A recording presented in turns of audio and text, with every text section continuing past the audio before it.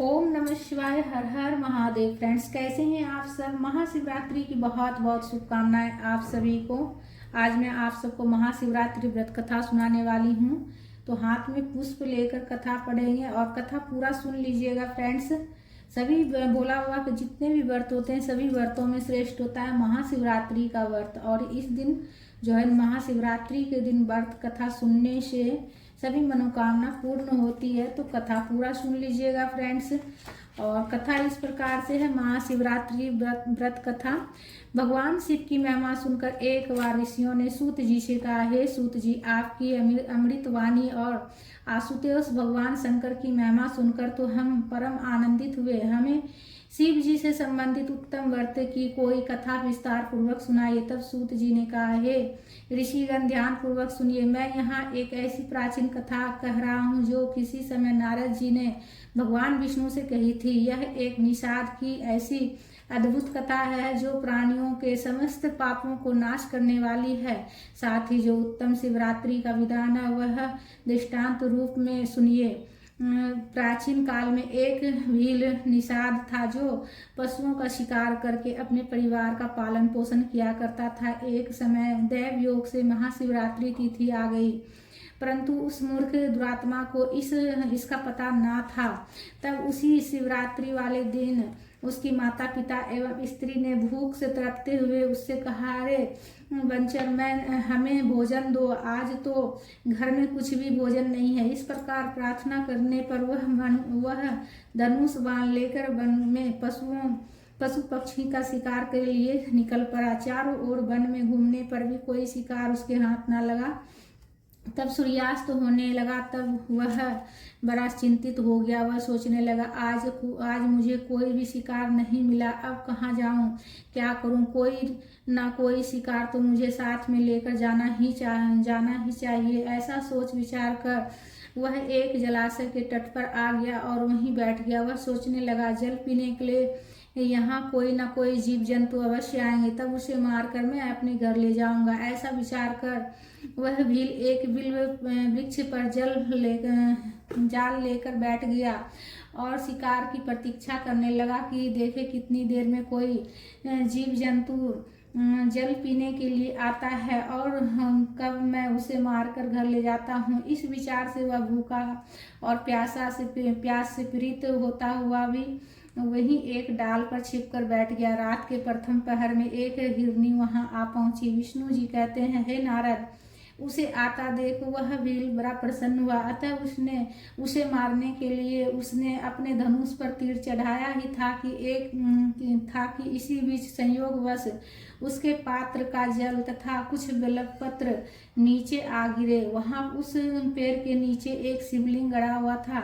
इस प्रकार अनजाने में ही शिवरात्रि के प्रथम पहर की पूजा दैववश स्वयं हो गई, अर्थात उस भील द्वारा शिवलिंग जल एवं बेलपत्र के दल के साथ हो गई शिवलिंग की पूजा। उस पूजा के प्रताप से उस पापी के सभी पाप उसी समय नष्ट हो गए। उस समय जल के गिरने एवं पत्तियों के खरखराने की आवाज सुनकर वह हिरनी भय से चकित हो गई और भील को पेड़ पर देखकर घबरा गई। उससे पूछने लगी, हे पारदी, तुम यहाँ क्या करना चाहते हो। तब हिरनी की बात सुनकर भील कहने लगा, मेरा परिवार भूख से तड़प रहा है, इसलिए तुझे मार कर उन्हें संतुष्ट करूंगा। ऐसे कठोर वचन सुनकर हिरनी सोचने लगी, हाय, अब मैं क्या करूं, कहाँ जाऊं, अब प्राण कैसे बचाऊं, कोई उपाय नहीं दिख रहा है। ऐसा सोच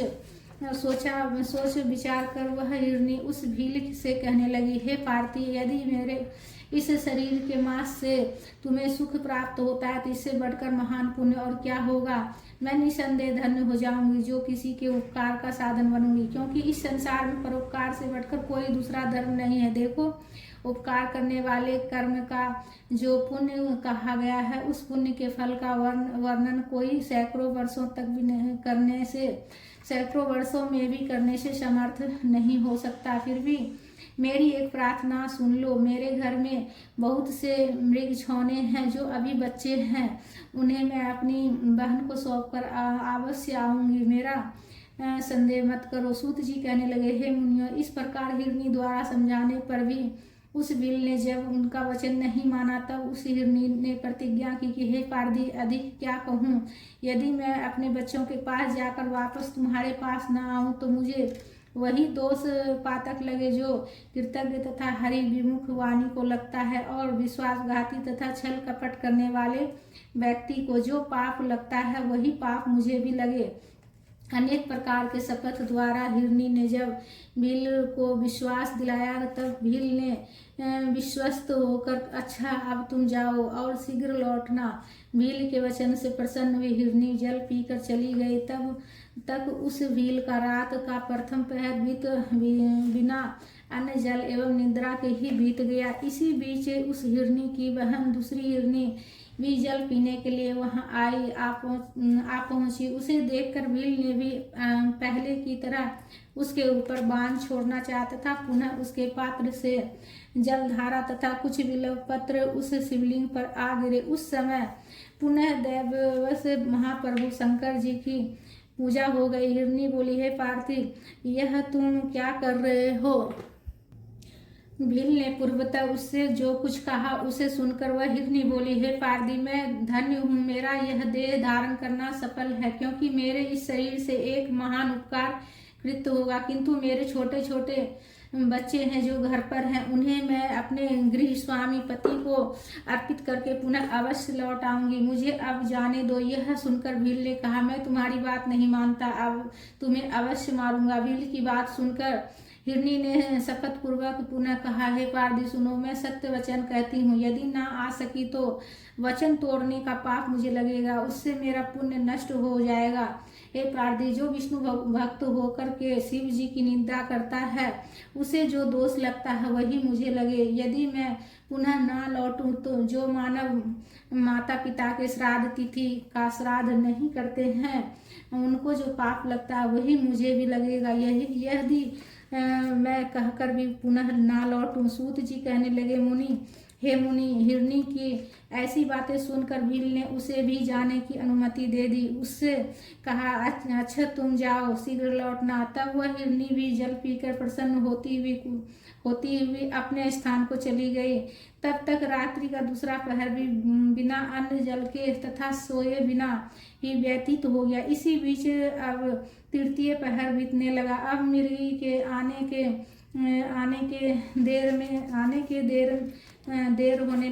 में देर होने लगी। वह भील चकित होकर उसकी खोज में जाने के लिए तैयार हो गया। इसी बीच उसकी दृष्टि जल पीने के लिए आते हुए एक हिरनी पर पड़ी। वह उस हष्ट पुष्ट हिरनी को देखकर अत्यंत प्रसन्न हो गया, अतः उसे धनुष पर बाण चढ़ाया, हिरण को झट से मारना चाहा। उसी समय उसके ऐसा करते ही दैव योग से पुनः कुछ जल और बेलपत्र उस शिवलिंग पर जा गिरा, जिससे तृतीय पहर की पूजा सौभाग्यवश हो गई।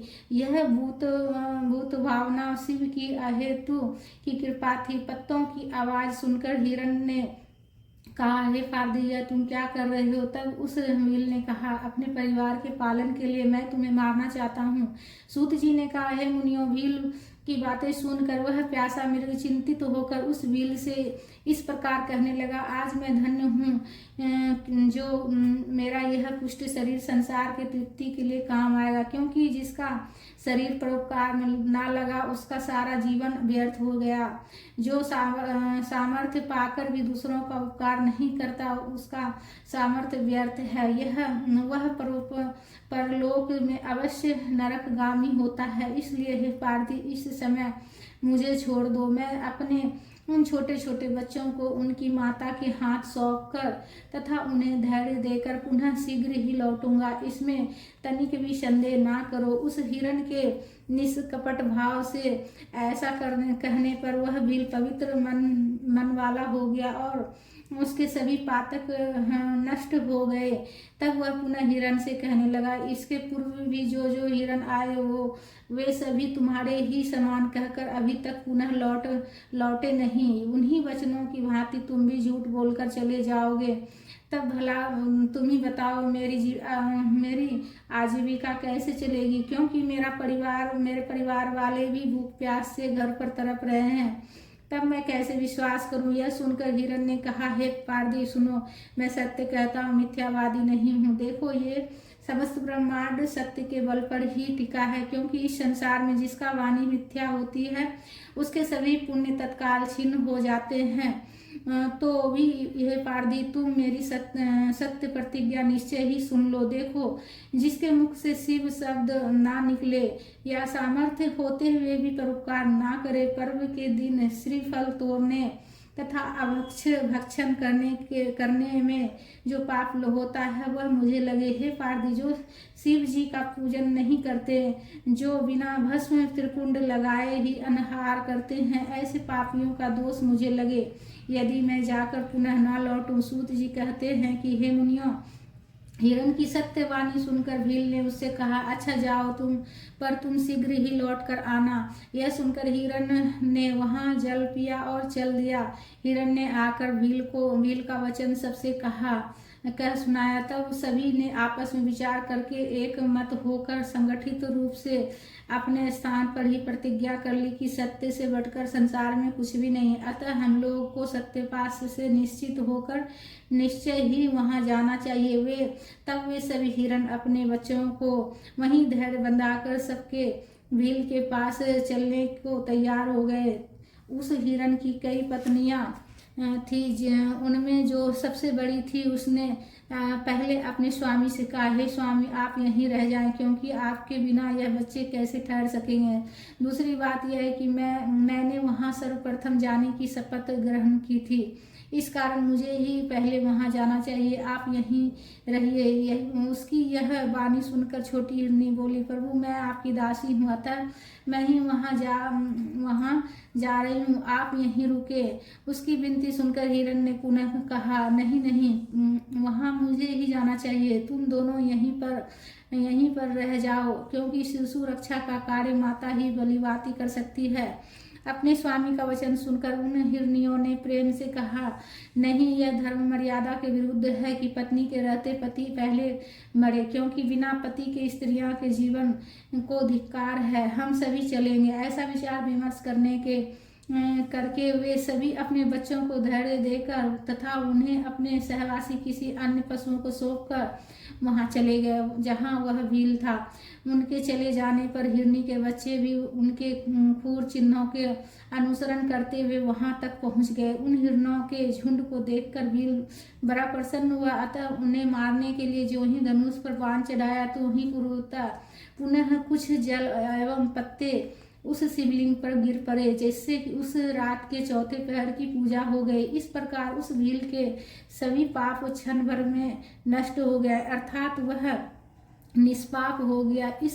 उस समय उन दोनों हिरनियों तथा उस हिरण ने कहा, हे पार्थी, आप कृपा करके हम लोगों का जीवन सार्थक करो।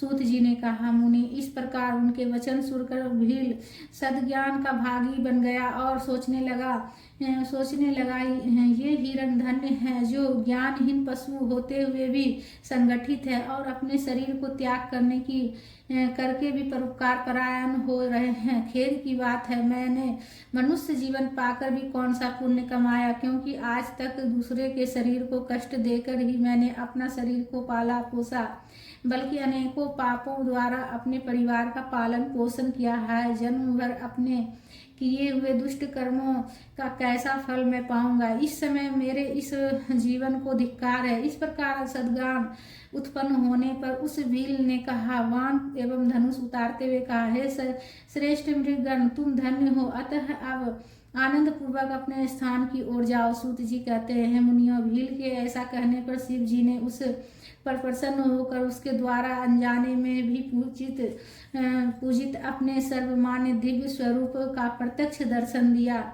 उस भील को अपने हाथों से स्पर्श करते हुए शिव जी प्रेम पूर्वक बोले, हे प्रिय निषाद, तुम्हारे साक्षात शिव के दर्शन से तत्काल मुक्त हो गए, अब मैं कुछ पा गया। ऐसा कहते हुए शिव जी के चरणों में गिर गया। तब शिव जी ने भी अत्यंत प्रसन्न होकर गुरु नाम प्रदान करते हुए उसे कृपा दृष्टि से देखते हुए अनेक उत्तम वरदान दिए।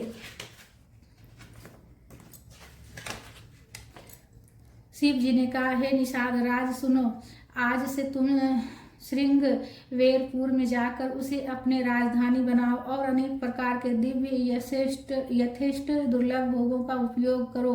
देखो हे निषाद, निर्विघ्न वंश वृद्धि देवताओं द्वारा भी प्रशंसित है। तुम्हारे तप से पवित्र तेरे घर में किसी समय श्री राम भी निश्चय ही आएंगे। मेरे भक्तों के साथ स्नेह रखने वाले राम आकर तुम्हारे साथ मैत्री करेंगे और मेरी सेवा के आसक्त चित्त वाले तुम अवश्य देव दुर्लभ मुक्ति प्राप्त करोगे। सूत जी कहते हैं, हे मुनि वृंद, इसी बीच श्री शंकर जी का दर्शन कर वे सभी मृग तत्काल पशु योनि का परित्याग करके विमुक्त हो गए। अर्थात दिव्य विमान पर दिव्य शरीर से बैठकर वे सभी मृग उसी समय पूर्व शाप से मुक्त होकर स्वर्ग लोक को चले गए। उधर पुनः भगवान विष्णु नारद से कहने लगे, हे मुनि, वहाँ अबुध पर्वत पर शिव जी व्याधेश्वर नाम से प्रसिद्ध भगवान राम की अनुकंपा से शिव सायुज्य प्राप्त कर संसार से मुक्त हो गया। इस प्रकार अज्ञानवश भी उससे शिव व्रत के प्रताप से यदि सायुज्य मुक्ति तक को प्राप्त कर लिया जाए तो फिर अन्य भक्तों की क्या कथा है। वे तो तन्मय होकर साक्षात शिव स्वरूप ही हो जाते हैं। इसलिए हे मुने, सब शास्त्रों में विचार कर तथा अनेक तीर्थ दान तथा अनेक प्रकार के विचित्र एवं पवित्र यज्ञ भी हैं, सर्वोत्तम व्रत भी। तथा यद्यपि यहाँ अनेक व्रत विधान, अनेक तीर्थदान तथा अनेक प्रकार के जप तप संयम नियम भी हैं, तथापि उनमें कोई भी इस शिवरात्रि व्रत के समान नहीं है। यह शास्त्र और पुराणों का निश्चय निर्णय है। इसलिए अपनी भलाई चाहने वाले को चाहिए कि इस शुभ व्रत का पालन अवश्य करे, क्योंकि यह दिव्य शिवरात्रि व्रत सर्वदा साधक को मुक्ति देने वाला है। सूत जी कहने लगे, हे ऋषि वृंद, यह कल्याणप्रद शिवरात्रि व्रत मैंने आप लोगों को सुना दिया, जो संसार में व्रत राज के नाम से प्रसिद्ध है। ऋषियों में पुनः पूछा, हे सूत जी, अभी आपने मुक्ति की चर्चा की, अब उसमें क्या होता है और मुक्त पुरुष की कैसी दशा होती है, यह भी हम लोगों को बताइए। तब सूत जी ने कहा, हे मुनियों, ध्यान पूर्वक सुने। संसार के क्लेश आवागमन को हरने वाली तथा परमानंद देने वाली वह मुक्ति 4 प्रकार की कही गई है। सारूप्य, भगवान के समान रूप होना। सालोक्य, भगवान के लोक में रहना। सानिध्य, भगवान के निकट पार्षद बनकर रहना। सायुज्य मुक्ति, भगवान में मिल जाना। यह चौथी मुक्ति शिवरात्रि व्रत से प्राप्त होती है, जो चारों में उत्तम है। शिवरात्रि व्रत कथा महात्म्य कथा संपूर्ण हुई। व्रत कथा। बोलिए विष्णु, बोलिए शंकर भगवान की जय, माता पार्वती की जय। कथा संपूर्ण हुआ तो प्रेम से कमेंट में फ्रेंड्स विष्णु शंकर भगवान और माता पार्वती की जयकारा जरूर लगाइएगा। और चैनल पर नए हैं तो चैनल को सब्सक्राइब कर लीजिएगा, लाइक कीजिएगा, वीडियो को कथा को ज़्यादा से ज़्यादा शेयर कीजिएगा। एक बार फिर से आप सभी को शिवरात्रि महाशिवरात्रि की बहुत बहुत शुभकामनाएं। हर हर महादेव।